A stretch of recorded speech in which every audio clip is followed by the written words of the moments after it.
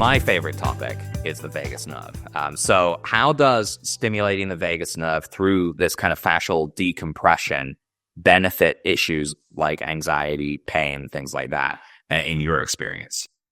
So when we're going through this process, the very first thing, I'm just going to share. These are the tools. So this is the block buddy and this is the block baby. They're a very specific shape because we go in through the soft, vulnerable areas of the body where we collapse and get congested. And again, we want to get all the way to the bone. So the shape is beautiful for going deep, but in a comfortable way. This is also made of elm. We also have them made from bamboo. Both wood and bone are similar in density. So if we want to actually get to the root of the problem at the bone, we can't use something porous. And a lot of these other things like fascia rollers, they're porous in nature. So, and we also don't roll on the surface. We stay and we put pressure in and we very slowly maneuver through the layers as we connect to pain, because pain is where the adhesions are. So pain becomes this wonderful roadmap of how to unlock the layers of adhesion. Let's say I have a frozen shoulder and I'm literally locked in this position.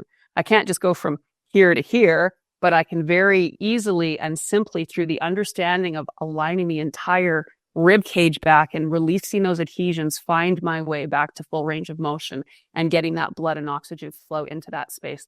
Whenever we begin any position or any class, we always start in the belly position. So we put this right on the belly button and we instruct you to start diaphragmatically breathing.